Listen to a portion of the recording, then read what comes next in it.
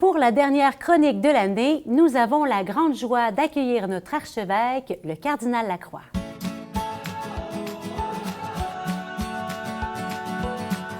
Bonjour, Monsieur le cardinal. Bonjour Geneviève. Merci de m'accueillir pour cette dernière de la saison. Bien, ça fait tellement plaisir.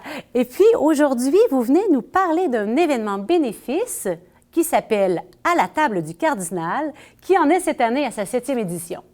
Eh oui, bien oui, ça fait 7 ans que chaque année, on invite des gens à un souper bénéfice et tous les profits de cette soirée-là servent pour distribuer 100%.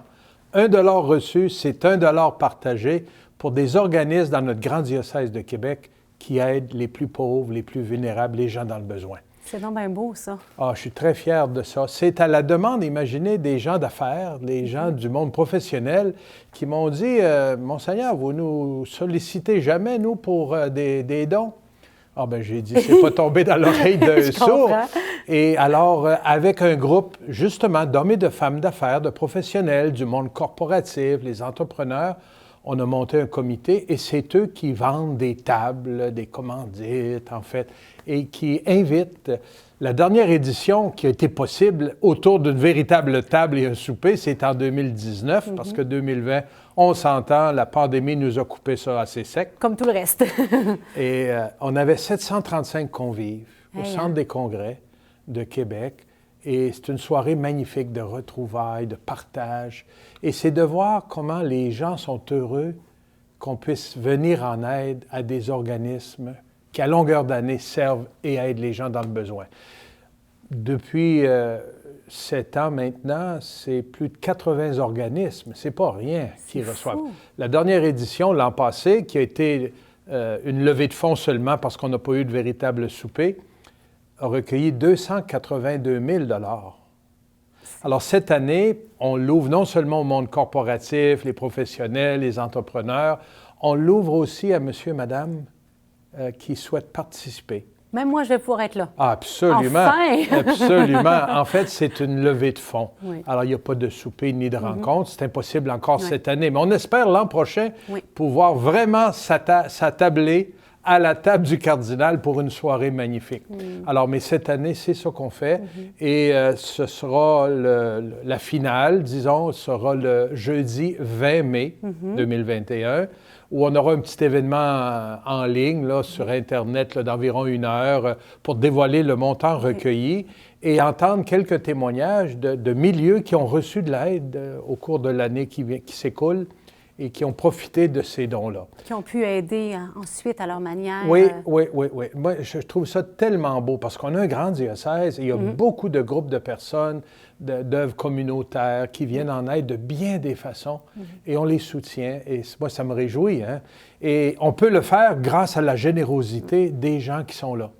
Alors, ce serait bien de mettre à l'écran l'adresse électronique où on peut s'informer pour avoir de l'information ou un numéro de téléphone ou appeler pour dire, bien moi, je voudrais apporter mon 5 $ ou mon 50 ou mon 500 ou peu importe le montant, je veux participer à cette aide qui est distribuée pour aider nos frères et sœurs dans le besoin. C'est magnifique. C'est une expérience extraordinaire. Et à travers ça, c'est créer une communauté d'hommes et de femmes qui sont fiers de partager et de savoir que 100% des dons se rendent à destination. C'est rare, ça. Hein, il y a des frais d'administration, mais c'est le diocèse de Québec qui les assume pour que les dons soient intégralement remis à ces organismes. Moi, je suis très, très fier de ça et j'espère que l'an prochain, on pourra véritablement être ensemble. Se voir et que ce soit venu aussi du cœur de ces personnes-là qui avaient le désir de contribuer, d'aider, de soutenir, de se solidariser avec les plus vulnérables. Absolument. Il y a tous ces organismes qui soutiennent les gens qui ont besoin aussi d'être soutenus pour pouvoir soutenir la population. Il y a aussi les paroisses. Eh oui. S'il est vrai que notre mission nous invite à prendre soin des personnes plus vulnérables et dans le besoin, nous devons aussi prendre soin de nos communautés chrétiennes et nos fabriques. Et chaque année aussi, on a une campagne de financement, on la connaît parfois comme sous le nom de de capitation ou d'aide à la paroisse. En fait, c'est important qu'on demande aux gens. Et cette année a été tellement difficile à cause de la pandémie. Vous savez, on a été des mois fermés complètement, d'autres époques où on était à 10 personnes, un petit bout à 250, on est revenu à 25. Là, on ne sait pas ce que ce sera, mais ça a un impact majeur sur les finances de nos communautés chrétiennes pour payer notre personnel pastoral. C'est très important de pouvoir garder notre monde qui sont toujours en service, mais aussi soutenir nos lieux de culte, nos presbytères et nos institutions, notre diocèse qui a grandement besoin. Alors, je suis heureux qu'on puisse en parler un peu parce que si on veut continuer à servir les gens, il faut avoir les moyens de le faire. Et ça appartient à toute la communauté diocésaine de décider de faire son apport, d'apporter quelque chose et quelque chose qui va aider à soutenir la vie de notre diocèse.